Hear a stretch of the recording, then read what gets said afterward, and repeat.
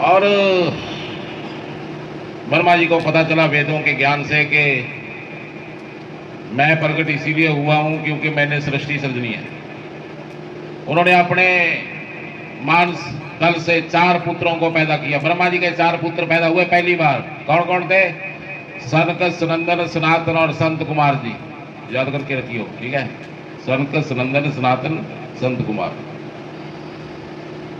ये 4 पैदा हुए। उन्होंने हाथ जोड़ लिए ब्रह्मा जी के सामने, कहने महाराज जी कृपा करो, हम इतने ही रहना चाहेंगे, इससे बड़ा होंगे तो चक्कर पड़ेगा, शादी हो जाएगी, फिर 4 पैर हो जाएंगे तो बच्चे 6, 8 पैर हो जाएंगे। 8 पैर तो किसी जानवर के होते हैं, मैं तो इंसान रहना चाहता हूं।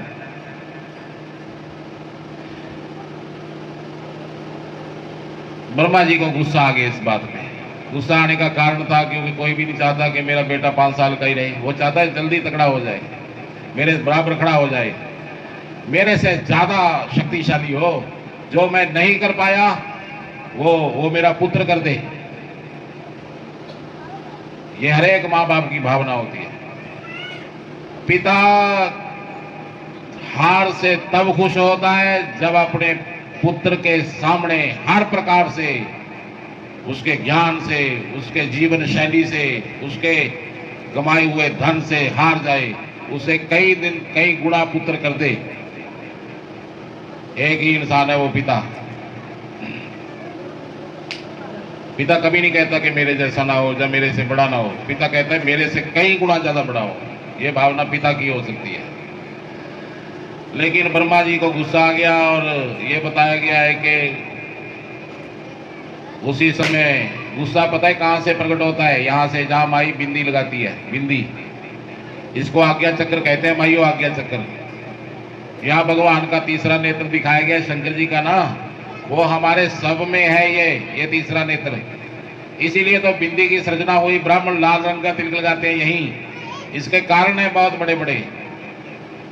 कारण ये है कि जितना आंखों से हम 9 दरवाजों से इस शरीर में मन तक नहीं ले जाते, उतना ये अदृश्य द्वार से चला जाता है। हमें नहीं पता लगता ये क्या क्या ग्रहण कर लेता है। यकीन मानियो, हम भी नहीं इतना जानते जितना ये नेत्र जानता है दुनिया के बारे में। इसीलिए लाल रंग से इसको ढक के रखा जाता है। ढकना मतलब जैसे कोई अपनी ना कीमती चीज होती है उसको ढक के रखते हैं, और पाबंदी से ढक के रखते हैं। जितनी बड़ी कीमत उतनी बड़ी उसकी सुरक्षा होती है। और लाल रंग है ना जो, ये सुरक्षा है आपकी सबसे बड़ी। आज ना माइयां बिंदी लगाती है ना जो, ये हरी पीली लाल रंग की, लाल को छोड़ के और भी, और इतनी बिंदी लगाती है कि बस बड़ी लगा दी तो लोग पता नहीं क्या कह देंगे। परंतु माइयों ये बताया गया है कि बिंदी कम से कम, ये आपकी उंगली है ना, ये इतनी तो होनी चाहिए, इतनी बड़ी चौड़ होनी चाहिए, जैसे दक्षिण भारत में माई लगाती हैं। उससे सुरक्षित होता है। कब आपको पता है कि माइयों को ये भूत प्रेत ज्यादा चिमड़ते हैं, आदमियों को कम चिमड़ते हैं। इसका कारण क्या है? ओ भाई सुन लो, 1 मिनट बेटे, 1 मिनट। तो ये क्यों होता है सारा? क्योंकि नेगेटिविटी है जो वहीं आक्रमण करती है, जो संवेदनशील क्षेत्र होता है, जहां ज्यादा कोमलता, नाजुकता और जिस पर कब्जा किया जा सकता है, मन ज्यादा कमजोर होता है। इसीलिए ना दक्षिण भारत में माइयों यहां से लेके यहां तक आधी डब्बी सिंदूर की डोल के फिर चलती है माइयां घर से बाहर, क्योंकि ये द्वार सुरक्षित है। तो दुनिया की कोई भी ताकत आप पर काबजी नहीं हो सकती। अगर माई सही ढंग से सिंदूर भरे और बड़ी बिंदी लगा के रखे तो ये भूत प्रेत पास भी नहीं भटकेंगे। ये विज्ञान है। इसीलिए ब्राह्मण तिलक लगा के रखते हैं। बड़े बड़ी दुनिया में बड़े बड़े तांत्रिकों में जाते हैं, लेकिन इनको कोई छू भी नहीं सकता, क्योंकि इनके दरवाजे हमेशा बंद होते हैं। यहीं से जबरदस्ती हो सकती है दूसरे द्वारा। जो कोई भी किसी ताकत से, अदृश्य ताकत से संबंधित आदमी है, वो इसी द्वार से आपको नष्ट कर सकता है। इसीलिए लाल रंग की बिंदी और सिंदूर भरपूर मात्रा में भर के रखना चाहिए। बोल कृष्णचंद्र भगवान की। और ऐसा बताया गया है कि भिरगुटी कहते हैं, ये भिरगुटी के बीच में जो नेत्र का स्थान है, यहां से भगवान शंकर प्रकट हो गए। बोल शंकर भगवान की। आपने कभी देखा है कि जिसने गुस्सा कर रखा हो उसको कहना पड़े कि मैं गुस्से में हूं? नहीं कहना पड़ता, उसका चेहरा बता देता है कि गुस्से में है। त्योड़ियां पड़ जाती हैं, आंखें बाहर, और उसके सांस सूख जाते हैं, मानो अंदर कोई खूंखार दैत पैदा हो गया हो, ऐसी स्थिति हो जाती है आदमी की। कांपने लग जाते हैं लोग गुस्से में आके। भूत का गुस्सा भी एक प्रकार का प्रेत है, ये समझते हैं लोग, लेकिन है ये, मानो आप, ये आपके पुण्य, जितने पुण्य है, जितने राम राम की हो, इन्हें सबको नष्ट कर देता है 2 मिनट में, वो सब खत्म हो जाते हैं। जो भी आप पानी पुनी डालते हो शिव जी पे। गुस्सा भी काम जैसा ही दूषित है। क्रोध, काम, क्रोध, मद, लोभ, अहंकार, ये 5 चीज एक समान है। अगर आप में एक भी ज्यादा है, उतने ही दोषी हो जितना कामुक आदमी दोषी है। विकार हमेशा आदमी को विकृत करते हैं, ये तो मान लो बात, समझ आदमी को श्रेष्ठ बनाती है। और यह बताया गया है कि भगवान शंकर जी प्रकट हुए, थोड़ा गुस्से में थे, आंखों में अथरू थे, वीर रस में बोलते हुए कहा, ब्रह्मा जी मुझे क्यों याद किया और मेरा नाम क्या रखोगे और मैं क्या कर सकता हूं आपके लिए? ब्रह्मा जी ने कहा, आपकी आंखों में पानी प्रकट हो रहा है, रुद्र कर रहे हो, इस कारण आपका नाम रुद्र है। आप सृष्टि की सृजना करो, एक से अनंत की यात्रा शुरू कर दो। कहते हैं आदमी को छोड़कर दुनिया की सारी सृष्टि भगवान शंकर जी ने बढ़ाई। बोल शंकर भगवान की। आदमी को बढ़ाने के लिए अकेले शंकर काफी नहीं थे, इसके कारण है भाई, ये शरीर ना 3 तत्वों से चलता है। ये इसमें तामस है, राजस है और सात्विक है। तामस लोग कौन होते हैं? तामस लोग वो होते हैं जो सोए रहते हैं हर टाइम, जहां भी टाइम मिला वहीं सो गए। खाना ऐसा होगा खटीला और ऐसा बासी वगैरह कुछ भी नहीं छोड़ते वो लोग। अगर उसको कहते हैं तामस लोग। अगर उसको नींद से कोई उठा दे तो सबसे बड़ा अपराध कर दिया उसने, उठाने वाले ने। झगड़ा कर देंगे मिनट में, डिले करते रहेंगे, कल को कर देंगे, छोड़ो आज। ये सारे तामस लोगों के गुण हैं। एक होते हैं राजस लोग। राजस ऐसे लोग हैं कि वो सवेरे उठने के बाद फौजी की तरह तड़े रहते हैं, और ये उठा लिया, कभी बाल्टी उठा ली, कभी खेत चले गए, कभी साइकिल पे घर आ गए। घर वाले भी सोचते हैं भी ये बैठता कब है।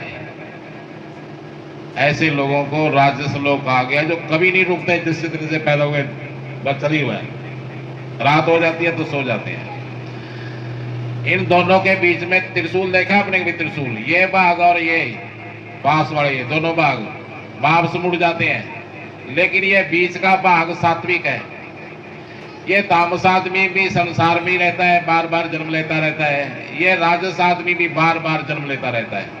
परंतु ये सात्विक आदमी है जो जब जरूरत है तब वो कार्य को निपटा के छोड़ता है, जब जरूरत नहीं है तो वैसे बगाई नहीं करता, ऐसे नहीं दौड़ता रहता। वो ऊर्जा को संभालता है, विश्राम में चला जाता है, बेतुकी दुनिया से दूर, एक शांत चित्त। जब उसको कोई काम नहीं है, जो धर्मात्मा हो जाता है, जो संतों को, ऋषियों को, मुनियों को ऐसे ध्यान में रखता है, ऐसा आदमी सात्विक होता है। ठीक है। जो लोग ज्यादा दौड़ते रहते हैं उनको ध्यान वगैरह करना चाहिए, बैठना चाहिए, सात्विकता आती है। जो आदमी ज्यादा सोए रहते हैं उनको दौड़ वगैरह लगानी चाहिए, योगा वगैरह, तंदुरुस्त रखें ताकि सात्विकता के पास जाएं। अगर कोई राजस है या तामस है, उसको दोबारा जन्म मिलेगा ही मिलेगा, उसको कोई रोक नहीं सकता दुनिया का आदमी। और भागवत महापुराण जी का लेख है, कहने लगे ये 3 गुणों से भरपूर एक इंसान की सृष्टि करनी थी। ब्रह्मा जी ने फिर अपने शरीर से 10 पुत्र प्रकट किए। पुला, पुलस्त, कर्तु, भृगु, वशिष्ठ, अंगिरा, नारद, राजा, दक्ष पैदा किया। ये 10 पुत्र पैदा होने के बाद भी एक मैथुनी सृष्टि नहीं कर पाए, क्योंकि एक स्त्री चाहिए थी। बिना स्त्री के सृष्टि को विस्तार देना संभव नहीं था। इसीलिए बताया गया है कि उसमें राजा भगवान ब्रह्मा जी ने अपने शरीर से 2 संतान पैदा की। सज्जे भाग से, दाएं भाग से पुरुष पैदा किया स्वयंभू मनु, और बाएं भाग से एक क्षत्राणी पैदा की। एक क्षत्रिय पैदा हुआ स्वयंभू मनु, एक क्षत्राणी पैदा हुई जिसका नाम था सत्य रूपा। ऐसे लग रहा था साक्षात लक्ष्मी मैया प्रकट होगी हो, इतना सौंदर्य और मानो कोई समंदर ठहर गया हो प्रकृति का। राजा भी एक शानदार भगवान विष्णु के अवतार लग रहे हैं। ब्रह्मा जी ने कहा भी सृष्टि सजनी है, उन्होंने कहा सृष्टि तो सज देंगे लेकिन इसके लिए एक पृथ्वी तो चाहिए। तो ब्रह्मा जी के नाक से एक ब्रहा भगवान के अवतार प्रकट हुए। बोल ब्रहा भगवान की। ब्रहा जी एक सुअर का रूप धारण करके कमल की पंखड़ी पर प्रकट हो गए। धीरे धीरे उनका रूप बढ़ता गया, जैसे सावन की बादली आकाश में अपने आप को विस्तृत कर देती है, ऐसे बहुत बड़ा रूप हो गया। और उस कमल से उठ के छलांग लगा दी, जल में पाताल लोक में गए। वहां कश्यप और अदिति के घर 2 पुत्र पैदा हुए थे, हिरणाक्ष और हिरण्यकशिपु।